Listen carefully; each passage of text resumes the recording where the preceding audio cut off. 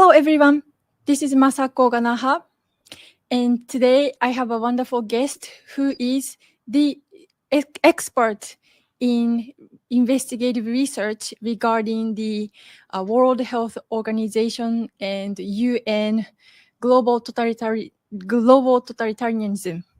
And James Roguski, he has been giving me so many opportunities to interview, so my viewers know James. And so let me introduce James. Thank you very much for giving me this another opportunity for this interview. Right now, it's very important to listen to you, especially Japanese people, because coming April 29th, we are going to have another huge rally in Tokyo, and regarding protesting against Ministry of Health and Ministry of Treasury. And you are the one who have been influencing Japanese movement and arming us with knowledge. So I'm eager to learn from you a lot today. Well, the honor is actually mine, and I want to thank everyone who may watch this video for being aware, paying attention, and taking action. I'm honored to be associated with people who are standing up, for what they believe to be true. So bless all of you, and if I can help in any way, the honor is mine. Thank you for having me. Thank you very much. And so previous interviews you've been educating us on what is going on at World Health Organization. And after President Trump inaugurated, US is going, I think, different direction from the rest of the world, including Japan. And Japanese government is still hiding crucial informations and doing heavy information control. So Japanese people don't know how much harm have they done to us. And so coming up in May, there is another World Health Assembly, which we think that they are going to install World Pandemic Agreement, or Pandemic Accord. I don't know at this point, we know the official name or not still, and IHR. So could you please tell us a brief overall situation? I would like to break it into at least 3 and maybe 4 separate parts, okay? There is the information that you just mentioned about the pandemic agreement, so that's 1. There's information about the amendments to the international health regulations, that's 2. There's the situation in the United States, and then there's the situation, most everywhere else in the world. Okay, so the thing that has gotten a little bit more attention recently is what people call the pandemic agreement, the pandemic treaty, the pandemic accord. They started off calling it many different names. Here's the current status of what's going on with that. They've been negotiating for over 3 years. They started on December 1st, 2021, calling for these negotiations.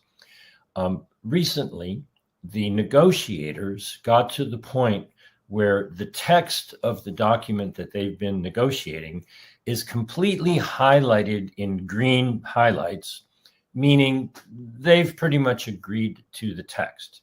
Now, those are the negotiators.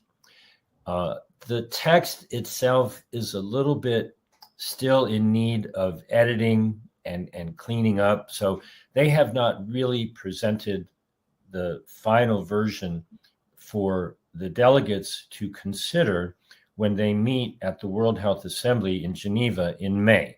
I believe that meeting is scheduled for May 19th to the 27th. So the text has roughly been, agreed upon. They're going to meet in Geneva, where the delegates from all of the nations, probably not the United States, so all of the other nations, will probably not have a vote where, they raise their hand or they push a button and they say yes or no. What they like to do is this process where whoever's running the meeting will say, okay, now we're considering this pandemic agreement. Are there any objections? And if nobody says anything, they'll bang the gavel and say, okay, we have, agreed or adopted the pandemic agreement. And that's not the end of it, because if they do that, and they need a 2/3 majority, but they're likely to get a consensus of everyone, then they're likely to have a signing ceremony, because the nations then have to sign on to it. So the negotiators have pretty much agreed to the language. The delegates will have to adopt the agreement, but then each nation will have to have their representative who's authorized to sign for the nation to actually sign on to the agreement. Now, if they get 60 nations to sign on, that reaches the threshold that they've set, and then 30 days later, it will go into effect. Now, certainly want to take any questions that you may have about what I just said, but here's the problem that I have been battling for the last 3 years. People who have not read the document, but yet have been concerned about it, have been listening to many voices in the media saying what the document actually is. And what I have been saying for years now is it's a business contract. Yes, it's an international agreement, but it is not about national sovereignty or lockdowns or mandates or any such thing. If you're concerned about those issues, you have to deal with your local government, whether it's your municipality, your province, your country, okay? The people who put forth those draconian measures during COVID were not the WHO. It was your local government, your local police, your local health department, your employer, whatever it may be. This agreement, and the second thing, the amendments, are essentially designed to funnel money through the WHO to build more infrastructure around the world so that more testing equipment, which quite frankly, I believe personally is fraudulent, more drugs, more devices like ventilators or, such things, and obviously more mRNA injectable technology can be manufactured everywhere around the world. They want to be able to make billions of injections for hundreds of, quote unquote, disease, treatments. And so it doesn't matter if the United States doesn't sign the treaty. It doesn't matter, whether or not people, look at this from whatever perspective about mandates and all that sort of thing. Those are local. This is big pharma doing everything possible to get even bigger. And so I applaud everyone who's pushing back against, the mRNA technology, but everyone involved in these negotiations, I think, honestly believes that the fake use of the PCR as a test and things like ventilators and obviously all the mRNA technology, they really believe that saved lives and is wonderful and safe and effective. And I'm going to guess that most of the people listening to us today have a very, very, very different opinion. Oh, I see. So what you're talking about is they are creating a far more stronger infrastructure for the big farmers to make more money and make it more efficient, and like global huge love complex.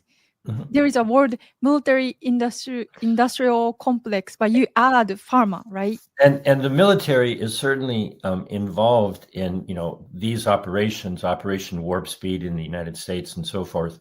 I took a play on the WHO has an acronym for when they decide, just because they say so, that there might be, according to them, a public health emergency of international concern. PHEIC in English, it's pronounced fake. And so one morning I woke up and I realized that the real fake is the Pharmaceutical Hospital Emergency Industrial Complex, PHEIC. It's a fake where, they claim that the tests can determine whether or not someone has a dis-ease, and then they use products and injections that are falsely, claimed to be safe and effective, but they actually damage people's health, and it generates more customers because now people are more sick than they were before, the people got, involved in this situation. So for the pandemic agreement, it probably should be referred to very similar in nature to the Framework Convention for Climate Change. Now, that was agreed to back in 1992, and they've met almost every year at their Conference of the Parties, COP27, COP28. Tens of thousands of people go have a party in some location around the world. And now that bureaucracy that is set up for the Framework Convention for Climate Change, they're sucking $1 trillion a year out of the world's economy to funnel it to their crony capitalists, to save the planet. Okay. And so if you think that's all working wonderfully well and you think that's fantastic, well, then you'll probably love the Framework Convention for Pandemic Prevention, Preparedness, and Response, because what they want to do is mimic that, get billions of dollars from wherever they can get it. Article 20 in the pandemic agreement is all about their coordinated financing mechanism. And there's a very similar section, almost identical, in the amendments to the international health regulations. I would just tell people, this is not about health. This is about a transfer of wealth to the industry that makes products that harm people. And, they're on the verge of implementing it. And I applaud everyone who is standing up, pushing back against it, because unfortunately, most of the people in the health freedom movement have, just gone to sleep. They're not paying attention. I see. I think it's important what you said for Japanese people to understand that what we are dealing with right now is not just about the international treaty. They are creating infrastructure. You said fake public health emergent pharmaceutical hospital emergency industrial complex. Yes.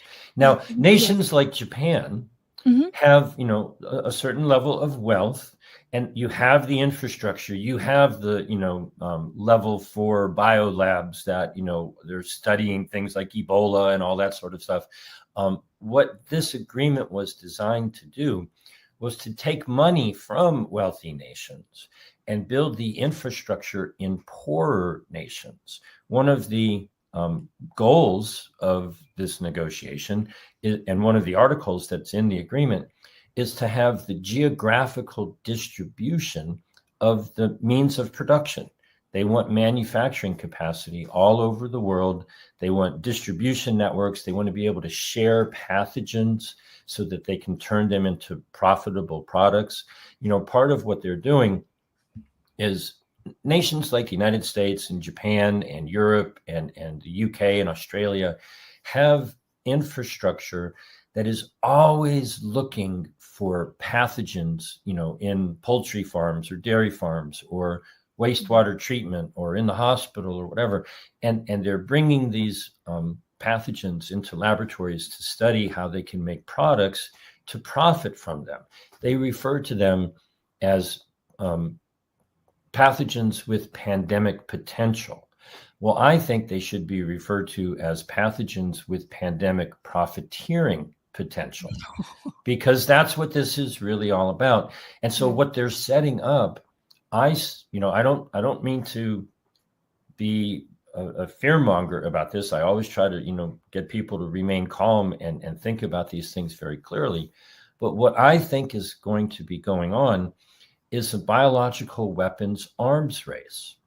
The United States, along with certain allies, but mostly the Defense Department, the World Bank, and the Pandemic Fund have been funneling billions of dollars to build more laboratories around the world to be looking for pathogens. Well, the WHO wants to set up their own network. And it's almost like they're going to be competing with each other to see who could scare us the most. And so what we're dealing with is not a system that is going to prevent the next pandemic. It's a system that's designed to go looking for pathogens that might cause that pandemic, bring them into laboratories, maybe like Wuhan, right in the middle of a big city, that, they will claim there's a leak, or maybe there isn't a leak. It's all irrelevant.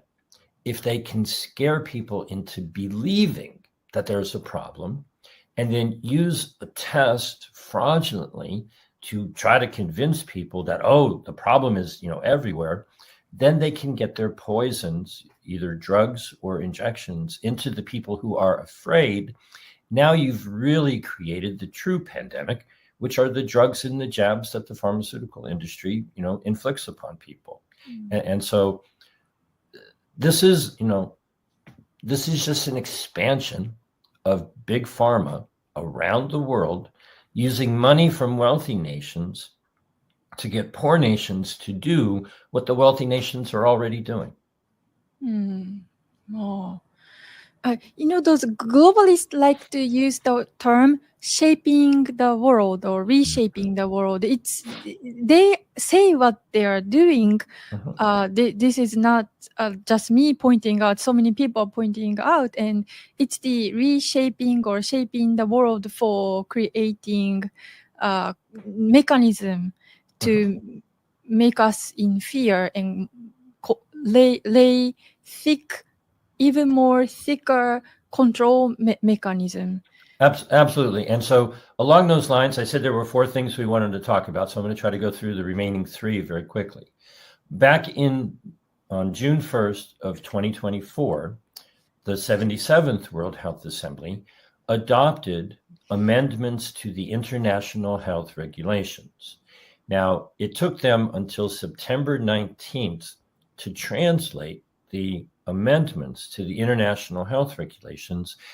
They only support 6 languages, Chinese, Arabic, Russian, English, Spanish, and French. So, they didn't translate it into Japanese. Hopefully, maybe someone has. And so 10 months, every nation has 10 months from September 19th, 2024 to July 19th, coming up in just a few months, where the leader of every nation can just write a letter to the WHO and invoke Article 61 and reject the amendments to the international health regulations.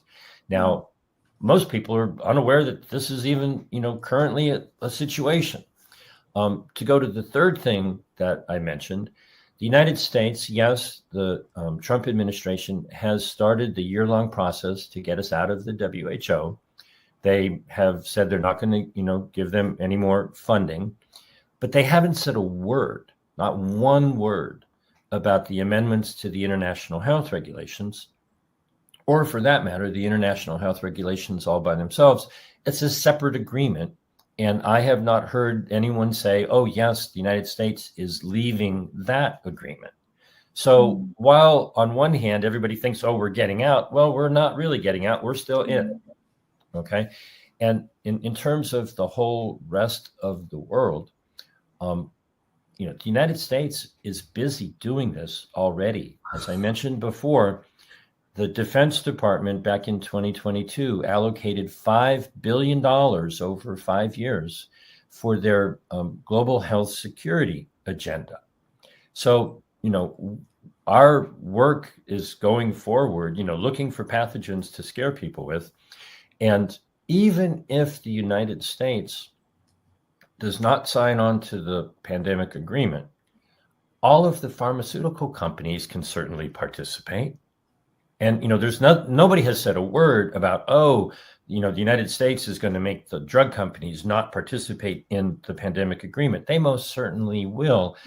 They want this agreement so that they can get more pathogens with pandemic potential through what they call the pathogen access and benefit sharing system.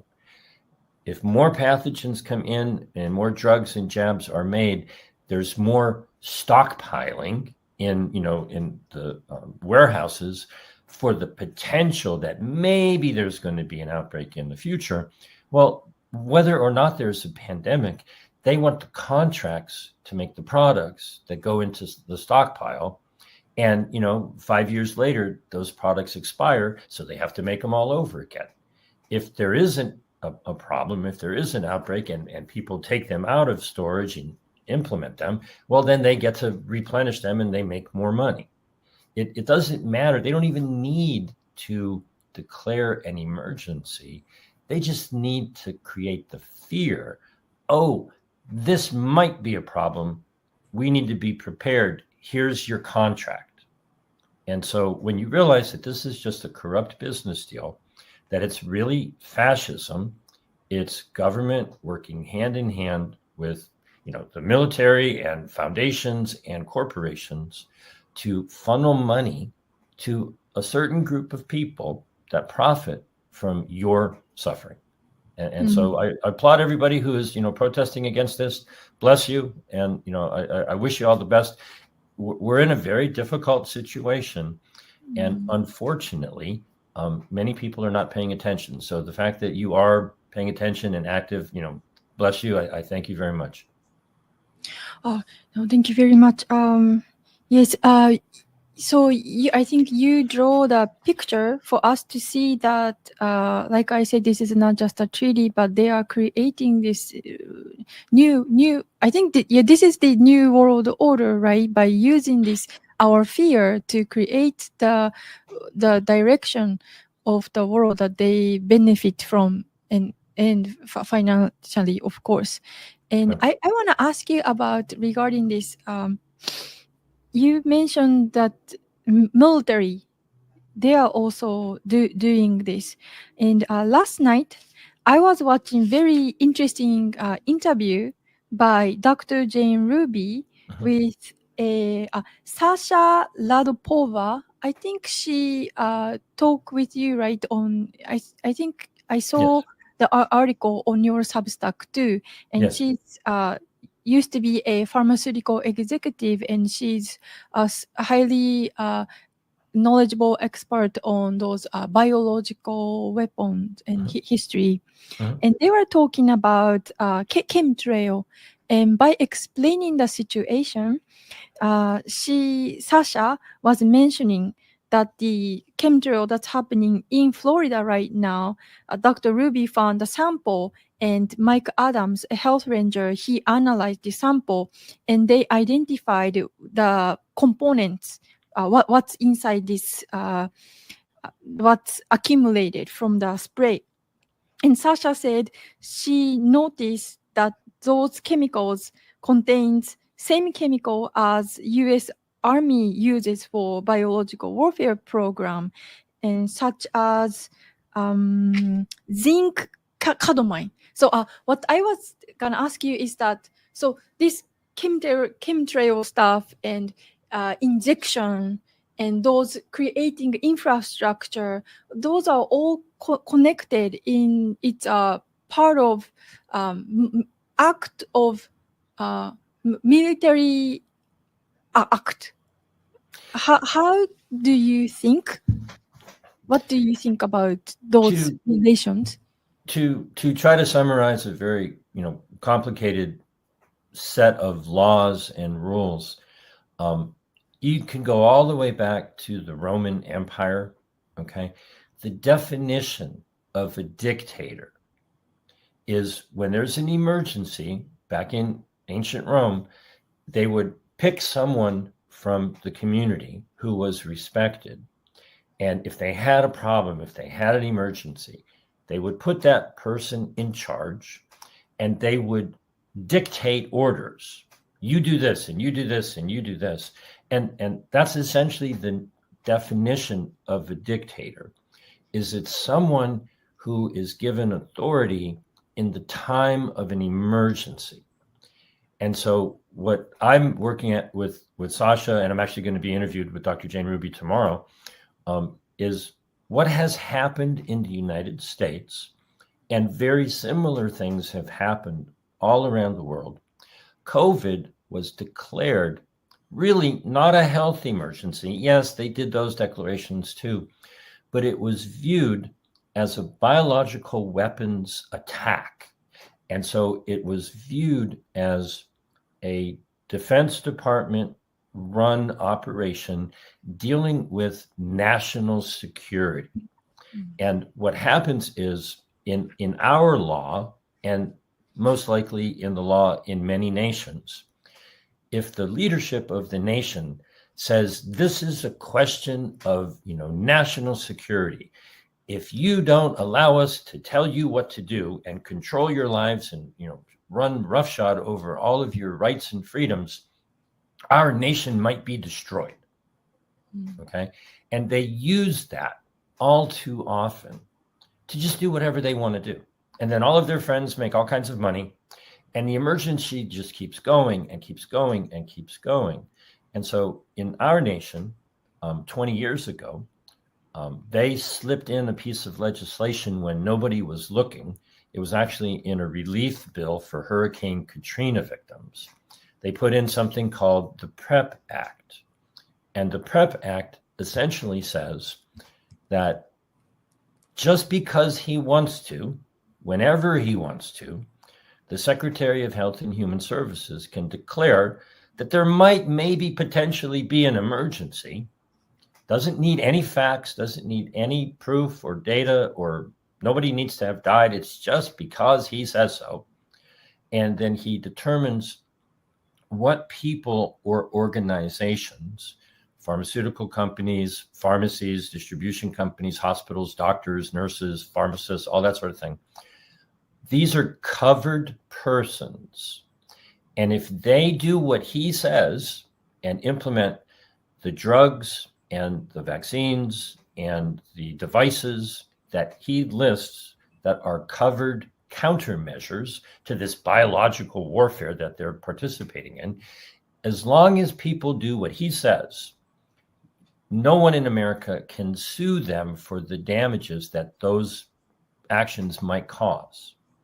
And so they have taken that and they have made it literally a license to commit murder, whether it's medical murder or hospital homicide or the jabs or whatever. Now, most nations don't have something so obvious as the PrEP Act.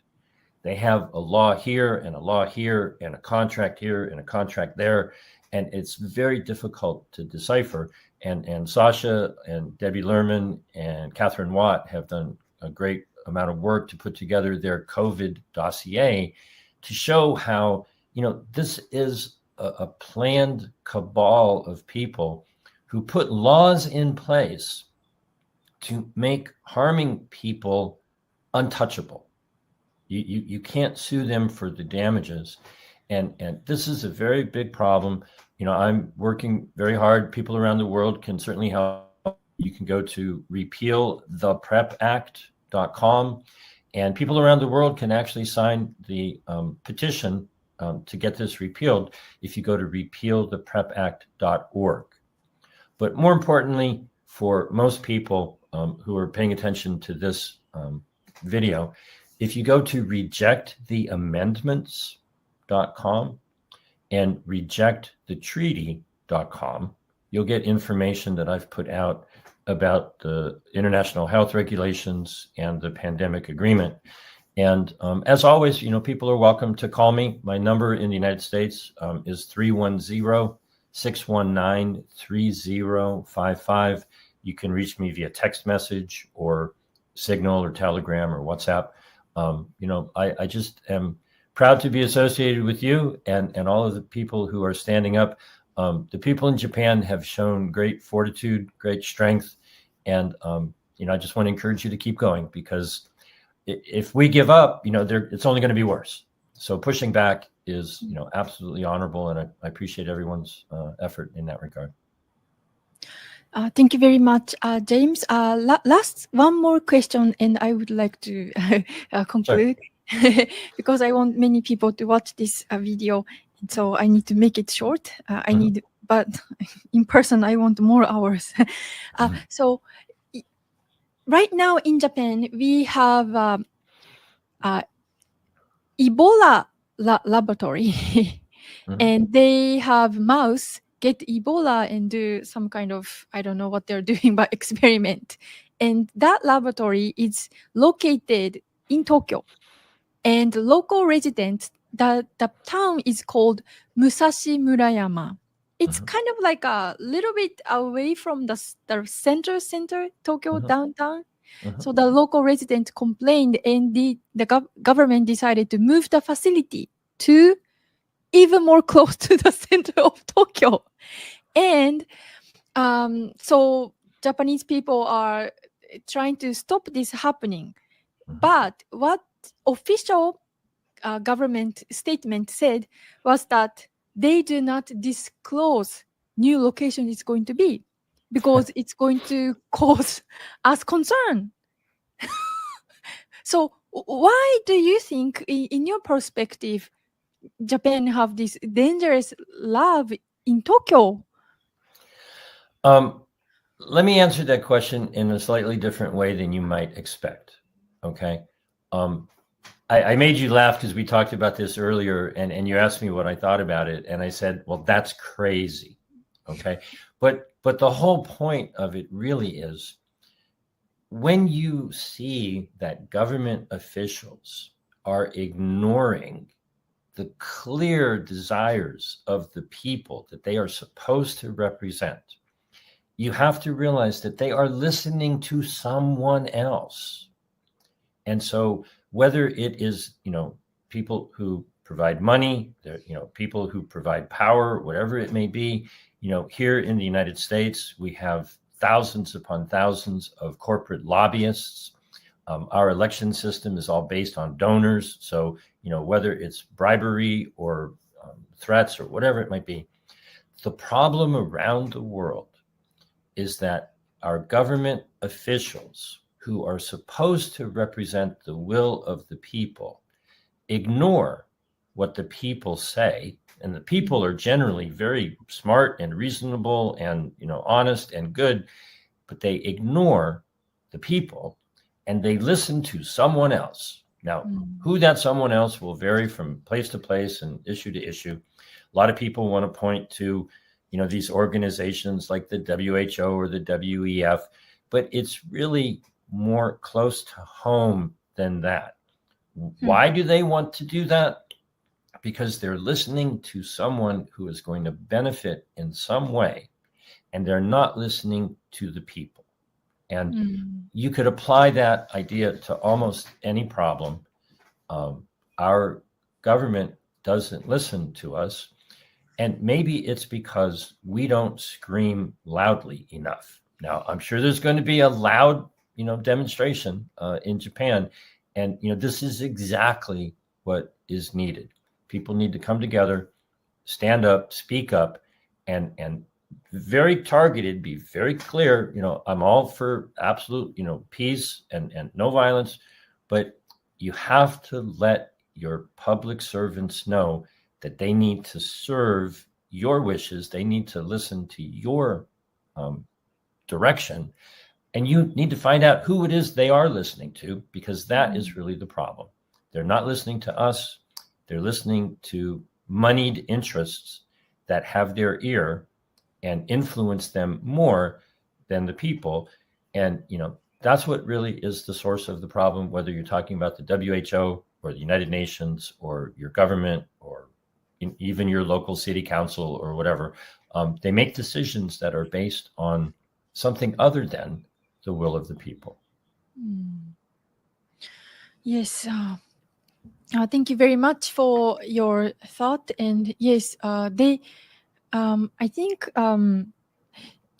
what's happening in US, Japanese people are so happy about the MAGA movement and the RFK Jr. We believed that he is going to fix the vax issue, but now he is advocating for MMR vax. And so we are in the middle of so much confusion, and we don't know what's happening and what to believe and what to do. But so people like you who studies this the source document and actually go through what the WHO is writing or what they are what they are hiding from us. Those critical studies are so much appreciated. So thank you very much. Thank you. I hope Japanese people will spread this interview, and we need to have more and more Japanese people wake up, because the battle in Japan is part of the huge battle for the world. So thank you very much, James, and I hope to talk with you again soon. It's always a pleasure. Thanks for having me. Thank you very much.